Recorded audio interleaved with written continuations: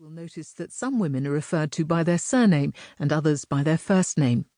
After much thought, I decided to use the name that felt right as I wrote. Frequently, this was also the name that I imagined each subject would prefer.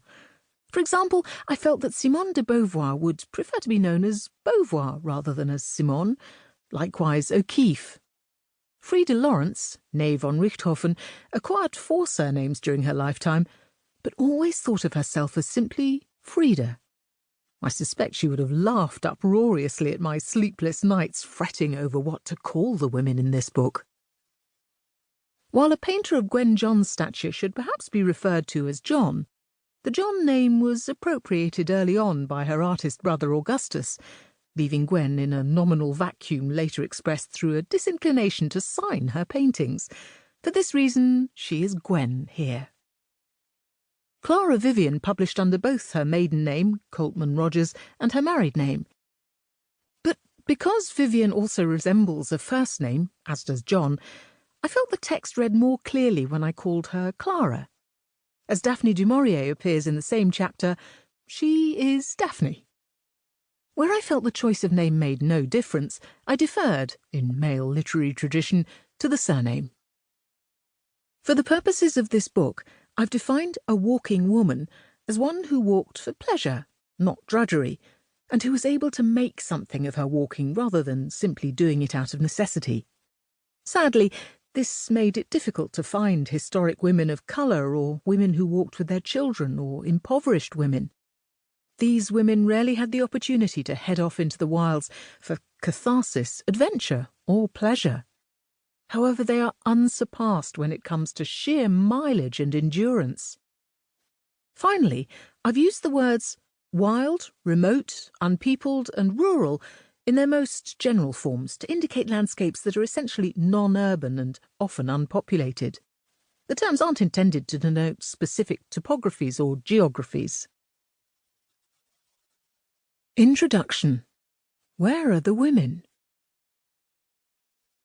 For once I felt truly free. Matilda Blind, 1841 to 1896. Unpublished autobiographical fragment on walking solo in the Alps, 1860. I'm walking the green crest of a hill, following my shadow which is long and blue and blurred. To my right lies the ocean, sequined with sunlight. To my left, the ridge falls away, turning to hedged squares of mustard, saffron, russet. The wind stirs in my hair and plucks at my shadow legs, which are stretched surreally tall upon the grass.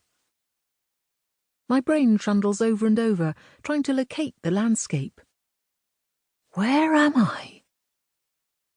And then the image is gone, and I'm elsewhere, crouched tight against the rocky flank of a mountain. Above me the sky is black and pitted.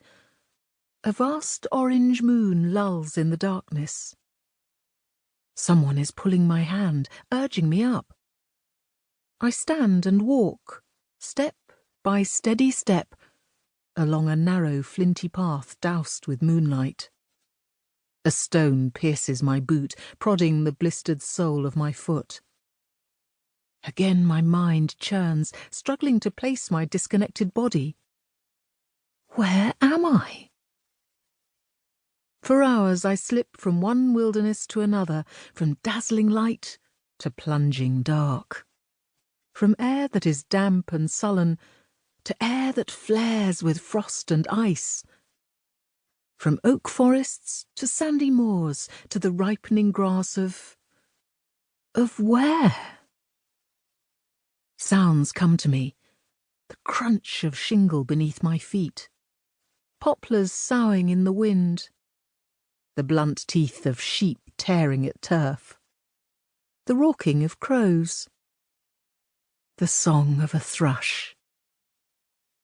I hold on to the sounds, storing them in the backs of my ears, hoping they'll reveal where I am, where I've been, where I'm going. When I open my eyes, the room is blindingly white. A nurse in a blue dress is cranking up my bed.